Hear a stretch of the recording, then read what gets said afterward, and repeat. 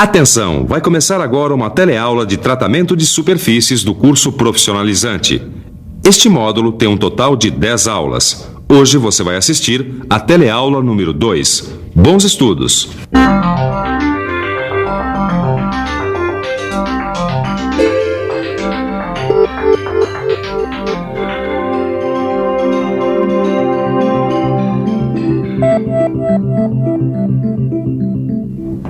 E aí, Ananias? Vejo que minhas peças já chegaram. O que você está esperando para mandá-las para pintura, hein? Estou esperando para te mostrar uma coisa. Você não disse que queria saber tudo sobre tratamento da superfície dos metais? É verdade. Puxa, mas essas peças estão sujas de óleo. Pois é, elas não podem ir assim direto para pintura não. Antes elas têm que estar bem limpinhas. É o que a gente chama de pré-tratamento. E não é só óleo não. As peças chegam como produtos quase prontos para sofrerem os tratamentos de superfície, ou seja, elas já foram trefiladas, fundidas, forjadas, estampadas, usinadas. Sobram na superfície das peças restos de graxa, riscos, resíduos de óleo e abrasivos usados no polimento. O pré-tratamento serve para deixar a superfície das peças bem limpinhas antes de irem para o tratamento propriamente dito.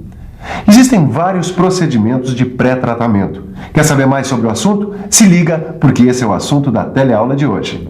Na teleaula de hoje, você vai conhecer os processos mecânicos e químicos de pré-tratamento das superfícies dos metais como o lixamento, o jateamento, a vibração, o tamboreamento, o desengraxamento e a decapagem.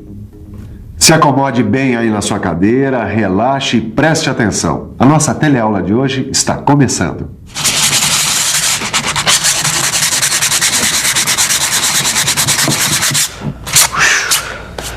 Os procedimentos de pré-tratamento, Caio, tanto podem ser mecânicos como químicos. O lixamento com certeza é mecânico.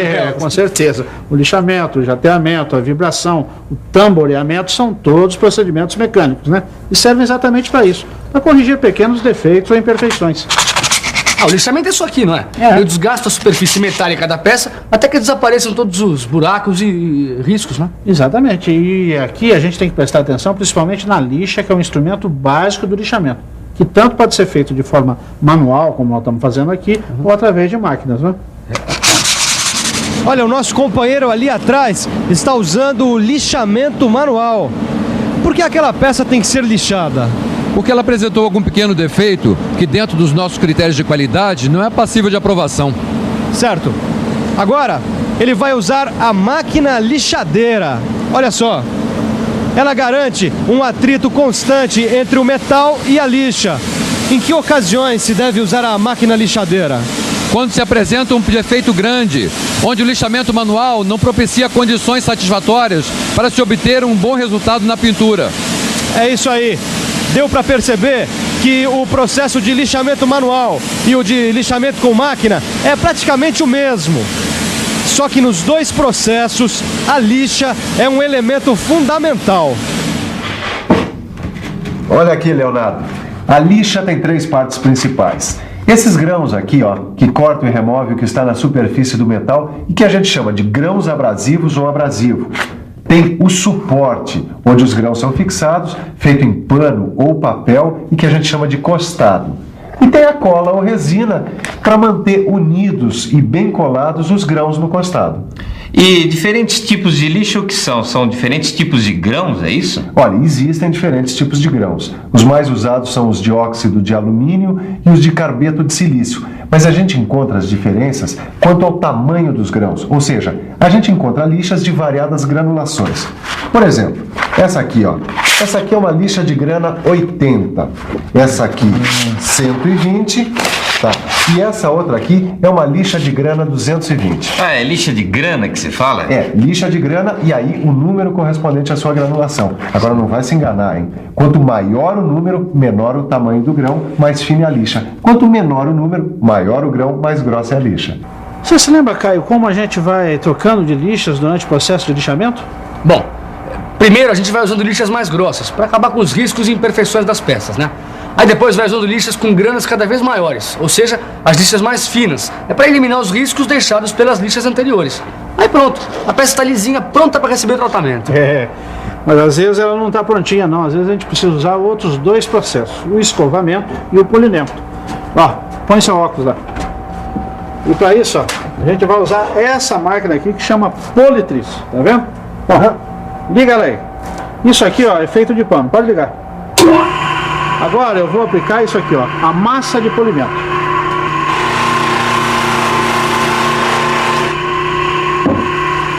Agora tá vendo essa peça aqui como tá fosca? Olha bem. Olha só como é que a superfície vai ficando toda espelhada. E o jateamento, hein, ó? O jateamento é um outro processo, né? E você? Também quer saber como é o jateamento? Então fique com a gente, nos acompanhe e você vai ficar por dentro.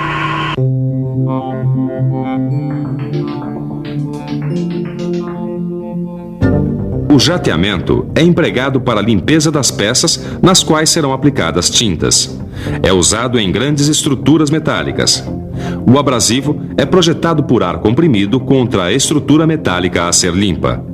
A força do impacto entre o abrasivo e a superfície metálica remove capas de ferrugem ou outras substâncias. O metal fica perfeitamente limpo para receber as tintas anticorrosivas. Os abrasivos mais usados são areia, granalha de ferro e carbeto de silício.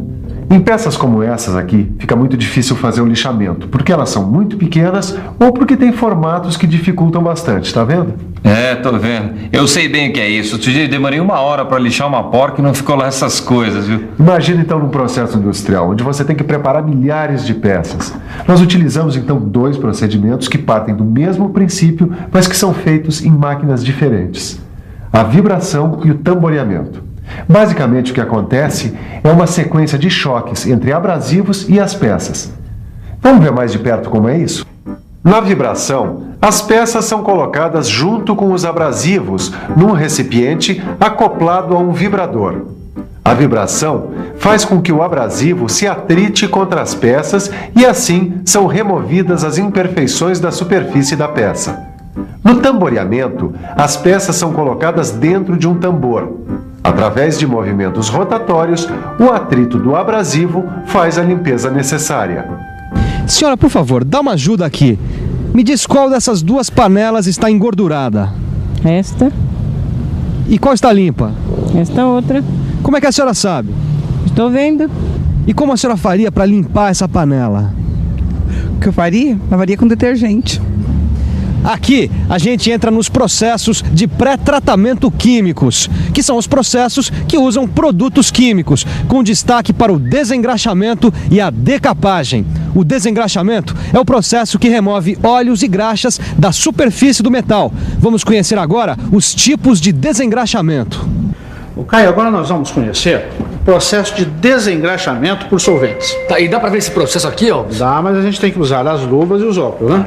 Então, vamos lá. Bom, aqui dentro desse tanque com solventes, a gente tem uma peça que está sendo desengraxada. Vamos lá olhar.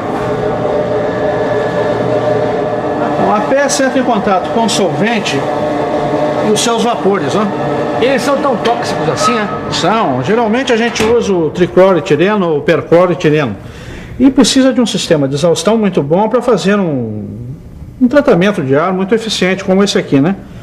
Hoje em dia o ideal é que esse sistema seja substituído aos poucos, né? Existem sistemas mais eficientes do que esse, mais modernos, né? Menos tóxicos. Vamos dar uma olhada agora no desengraxamento por emulsão. Emulsão? Mas o que é isso, Ananias? Bom, para entender melhor tudo isso, é melhor a gente ver antes o que acontece com os óleos quando entram em contato com o detergente. Quando a gente joga detergente num óleo, o óleo se transforma em glóbulos bem finos e pequenos. Isso é o que a gente chama de emulsificação. Essas gotículas são tão pequenas que se distribuem na água como se estivessem dissolvidas nela. Daí, fica mais fácil remover o óleo da superfície do metal. Nas indústrias, geralmente o desengraxamento se dá em 2 fases que acontecem em 2 tanques. No primeiro tanque, o detergente é dissolvido num solvente orgânico, como água rasa mineral. As graxas do metal absorvem o detergente e se quebram naquelas gotículas que nós já falamos e vão para o segundo tanque, que só tem água. Ali, as gotículas são removidas da superfície. Uma lavagem posterior completa a limpeza. A remoção de óleos e graxas contidos nos gabinetes é feita através do desengraxamento alcalino por meio de pulverização. Bom, o meio alcalino favorece o desengraxamento. O Laudemiro, que é supervisor técnico aqui dessa indústria, vai explicar pra gente o que é o desengraxamento alcalino e quais são os produtos usados nesse desengraxamento. Bom, soda cáustica, silicato de sódio, carbonato de sódio, detergentes. Certo, e no desengraxamento alcalino, os produtos são aplicados por imersão das peças ou por spray? Ah, por spray. As peças passam por um estágio no túnel de fosfatização e que contém um tanque de desengraxamento, onde se efetua essa operação por spray. Certo. Bom, as peças grandes ou pequenas em linha de produção vão sendo desengraxadas numa operação contínua. Elas vão sendo levadas por correntes transportadoras e os produtos vão sendo aplicados por spray a uma temperatura ambiente de 70 graus Celsius. Depois, elas ainda recebem outros tratamentos para ficarem prontas para pintura. Agora, Caio, tá faltando ver o desengraxamento eletrolítico. E dá pra ver em pequena escala assim mesmo, Alves? É, dá e muito bem visto. O desengraxamento eletrolítico é feito quando a gente vai fazer um revestimento com um outro metal e não com uma pintura, né? Muito bem. A gente pega aqui essa chapa, um óleo, tá? E coloca aqui dentro desse tanque. As substâncias usadas são basicamente as mesmas que a gente usou naquele desengraxamento por imersão. Ah, tá. E por um acaso, a gente vai fazer passar uma corrente elétrica aí? Muito bem. E agora? O que está acontecendo? Quando a corrente elétrica passa pela solução, ela gera gás na superfície da peça. O gás que vai sendo desprendido atua como uma esponja, ou seja, vai esfregando a superfície do metal e a própria solução funciona como detergente. Depois de algum tempo é só retirar a chapa. Veja como que ela está cheia de espuma. Parece até que foi esfregada com detergente. Bem bolado, hein, Alves? A gente já viu os principais tipos de desengraxamento. Vamos conhecer agora o processo de decapagem. Ah, eu já vi uma chapa com ferrugem sendo limpa por decapagem. A decapagem é usada basicamente para retirar os óxidos da superfície do metal e deixar essa superfície quimicamente limpa. A gente também usa a decapagem para peças que são difíceis de lixar, como porcas, parafusos e peças pequenas em geral. Basicamente, a gente coloca a peça num tanque com uma substância que retira a capa de óxido da superfície do metal, não é isso? Mas não é tão simples assim. A gente precisa observar certos detalhes e cuidados, como por exemplo, o líquido que está no tanque, que a gente chama de decapante, geralmente é um ácido. E esse ácido não pode atacar o metal da peça. Sim. Por isso, para cada metal, existe um decapante mais adequado. E isso é muito importante. Você deve estar querendo dar uma olhada num metal sofrendo o processo de decapagem. Então vamos lá. Esta chapa enferrujada é feita de aço com baixo teor de carbono. A peça é mergulhada na solução decapante, que para essas condições é composta de ácido clorídrico e permanece lá. Ao final de um certo tempo, ela sai limpa, com a remoção completa da ferrugem. Bom, Caio, outro ácido que a gente usa muito é esse aqui, ó, o ácido sulfúrico. Esse ácido é aplicado a uma temperatura de 50 graus Celsius, mas a gente usa um inibidor, senão ele ataca o metal base. Usando o inibidor, ele só vai atacar os óxidos do metal. Tá bom, mas e os outros metais, como alumínio e cobre, por exemplo? Bom, no alumínio a gente vai usar uma solução de hidróxido de sódio, a conhecida soda cáustica, né? Ah, sei. E para o cobre, ou ligas de cobre como latão, a gente vai usar um ácido crômico ou uma mistura de outros ácidos. Depois vou anotar tudo isso aí, viu, Alves? Não precisa não. E você também, não precisa se preocupar com isso não, que está tudo escrito aí no seu livro de estudos, prontinho para você consultar. O que eu acho que a gente deve fazer agora é dar uma boa passada na nossa teleaula de hoje. Chegou a hora da revisão. E atenção, se liga aí que é hora da revisão. Na teleaula de hoje, você viu que é necessário preparar o metal para receber o tratamento de superfície e que esses pré-tratamentos podem ser mecânicos ou químicos. Pôde conhecer, entre os processos mecânicos, o lixamento, o jateamento, a vibração e o tamboreamento. Conheceu também vários tipos de desengraxamento e a decapagem, processos químicos de pré-tratamento.